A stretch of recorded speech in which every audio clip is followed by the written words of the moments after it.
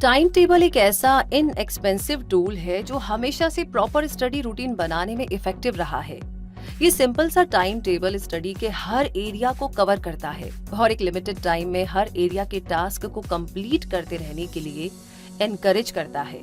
इसकी बदौलत पढ़ाई से ध्यान भटक नहीं पाता और जिस फोकस की जरूरत होती है वो सही जगह पर बना रहता है। इसलिए हर स्टूडेंट को टाइम टेबल जरूर बनाना चाहिए और इसीलिए आज क्विक सपोर्ट के इस वीडियो में हम आपको बता रहे हैं कि अपना टाइम टेबल बनाते टाइम आपको किन इम्पोर्टेंट बातों को ध्यान में रखना चाहिए ताकि टाइम टेबल पढ़ाई में आपकी हेल्प कर सके। इसीलिए इस वीडियो को पूरा जरूर देखें। तो चलिए शुरू करते हैं और जानते हैं टाइम टेबल बनाने के इम्पोर्टेंट टिप्स के बारे में।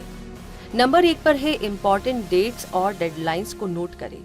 सबसे पहले आप अपनी सभी इम्पोर्टेंट डेट्स को नोट डाउन कीजिए जिनमें एकेडमिक और सोशल कमिटमेंट शामिल हो, जैसे exam periods, assignment deadlines, sports, exercise, birthdays और ओकेजन्स।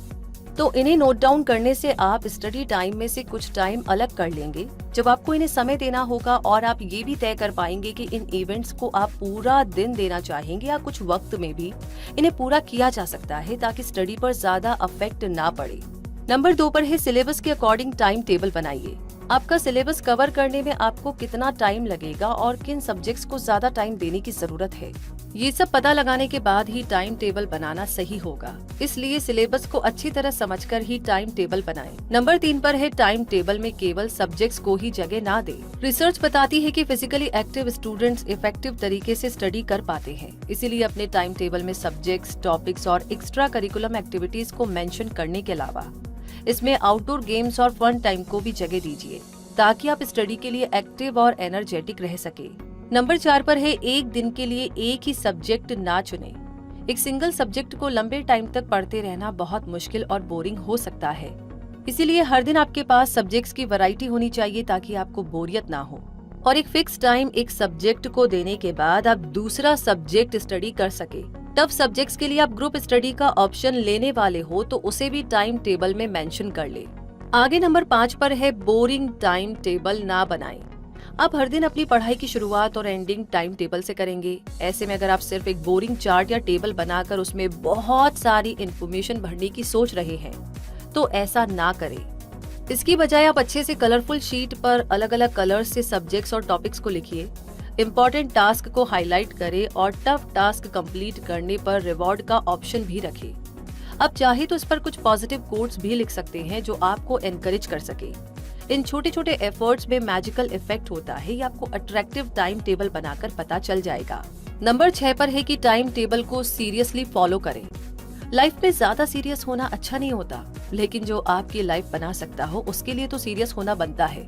यानी आपके टाइम टेबल को सीरियसली ही फॉलो किया जाना चाहिए ताकि आप step by step her task को कंप्लीट करते जाएं, हर टॉपिक और सब्जेक्ट कवर करते जाएं, रिवीजन पॉसिबल हो पाए और आप हर क्लास में वो पोजीशन बना पाए जो आप खुद से एक्सपेक्ट करते हैं। इसीलिए अपने टाइम टेबल पर स्टिक रहिए और उसे फॉलो कीजिए। अपने टाइम टेबल को बीच बीच में आप चेक करते रहिए कि क्या वो इफेक्टिवली काम कर रहा है, कुछ इम्पोर्टेंट छूटा तो नहीं। इसे फॉलो करने से आपको लास्ट हफ्ते में कुछ सुधार लगा या आपको इसमें चेंजेस करने की जरूरत है। अगर इसे चेंजेस की जरूरत है तो बिना स्ट्रेस लिए इसे आसानी से मॉडिफाई कर लीजिए और उसे फॉलो कीजिए। आगे नंबर 7 पर है कि डिस्ट्रैक्शंस को दूर करना भी सीखिए।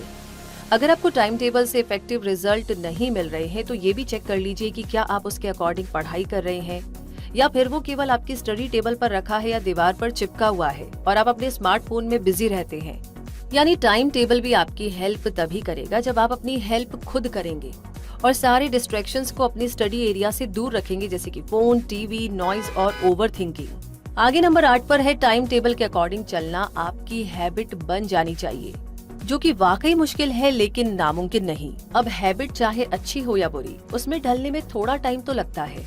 तो फिर ये तो टाइम टेबल है जो आपको यहाँ वहाँ घूमने और बेवजह फोन में लगे रहने से रोकेगा। ऐसे में आप इसे तुरंत पसंद नहीं कर पाएंगे, लेकिन कोई बात नहीं।